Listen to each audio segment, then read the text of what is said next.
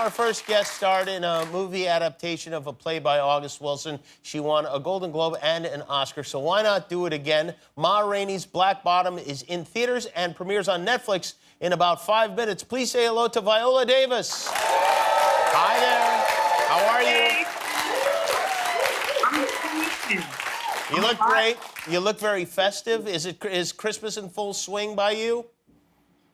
Christmas is in full swing. We have a beautiful tree. You could probably hear music going on in the back. The only thing we don't have right now is the liquor. We can help you with that. Guillermo, get Viola some liquor. Oh, yeah, sure. Coming right up. Viola, what's your favorite Christmas song? Number one, all time.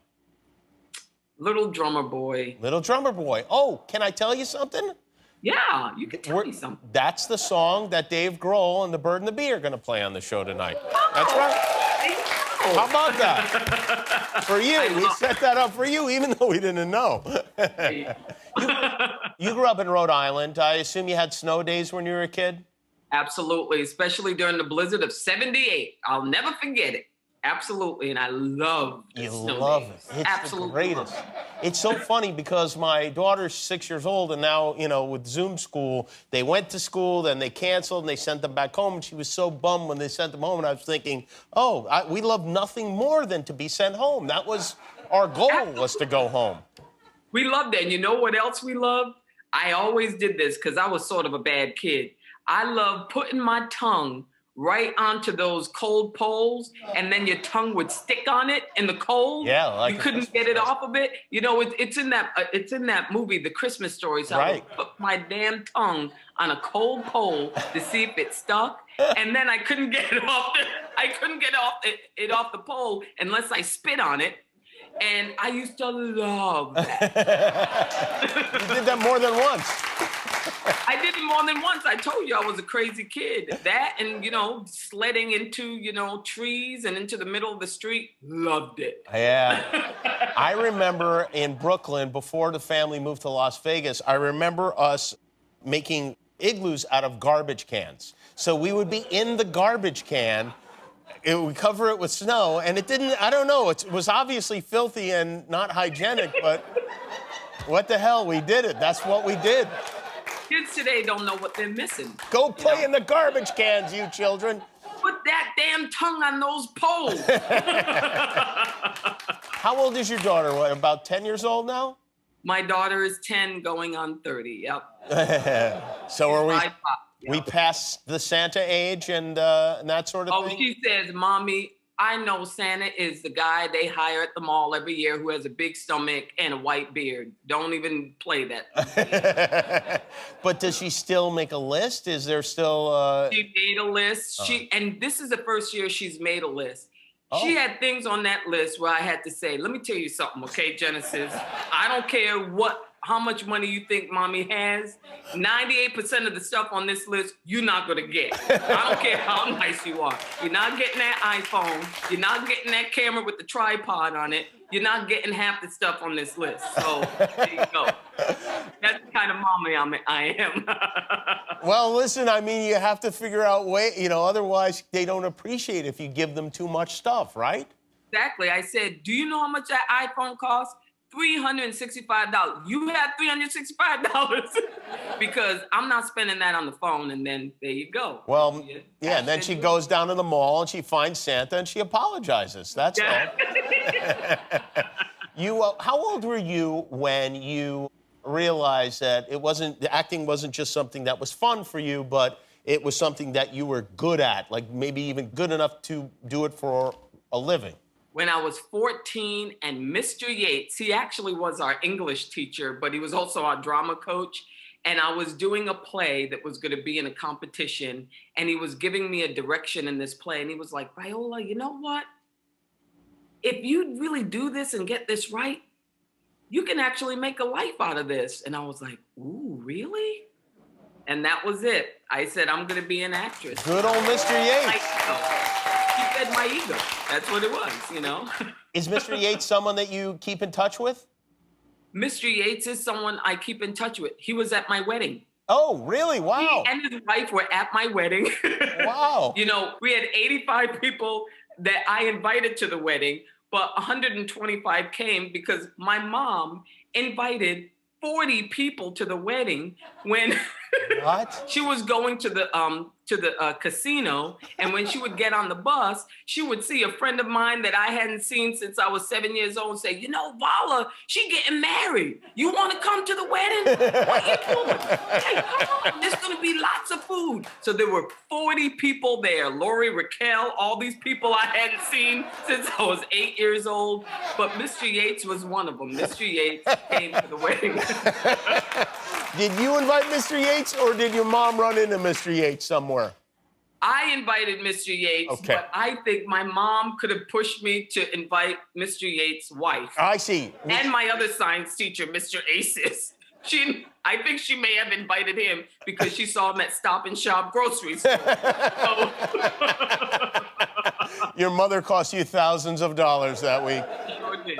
We're going to take a break. When we come back, we'll see a clip from Viola's great new movie, Ma Rainey's Black Bottom. Viola Davis is with us. We'll be right back. Blues help you get out of bed in the morning. You get up knowing you ain't alone. Something else in the world. Something been added by that song.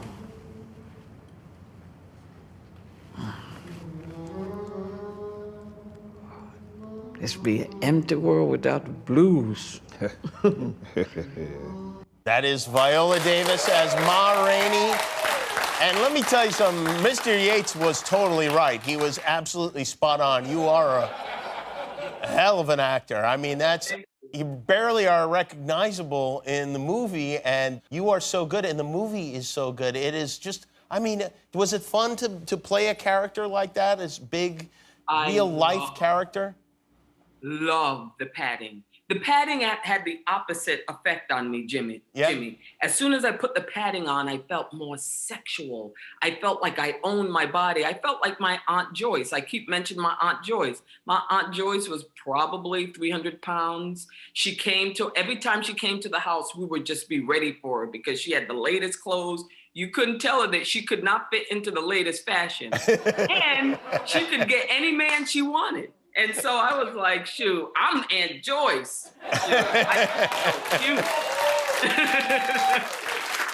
You've been getting a lot of accolades for this performance, most notably from Oprah herself, who sent you posted this beautiful flower arrangement and a lovely note from Oprah, really just raving about your performance, and champagne as well. Was it good champagne? Or it would be funny if Oprah sent out like some kind of a sparkling wine, like I assume that it was Dom Perignon, sparkling rosé. A sparkling and it is rosé. Excellent. And I haven't tapped into it yet because I'm trying to pace myself, Jimmy, because during this time, I've knocked a lot back. You have? I've knocked a lot back. A lot of wine, a lot of everything. But yeah, Dom Perignon for her. She's just awesome gift giver, awesome human being, awesome everything. Well, she's Oprah. I mean, she might not even be a human being. She may be an entity that is above, watching us and blessing us from heaven, I guess, yeah, or Santa Barbara. I'm getting the overflow to, her beautiful generosity. She was at my wedding, actually, my last one. I had 3, but that's another story. I don't know if you look at this sort of thing, but you're the favorite to win the Oscar for Best Actress, and the late great Chadwick Boseman, who's unbelievably great in this film, is the favorite to win Best Actor in this movie, which is boy, is he something else. He really, I mean, it is just a wonderful thing to watch you guys in this one. On Christmas, will you open gifts on Christmas Eve, or do you do it in the morning? Jimmy, I have to open it the morning of Christmas. My husband's birthday is December 24th. He told me when he met me, not only was he bowled away by me and he loved me, he was like, I love you, but don't mix up my birthday with Christmas. That's #1 rule. We can't do that.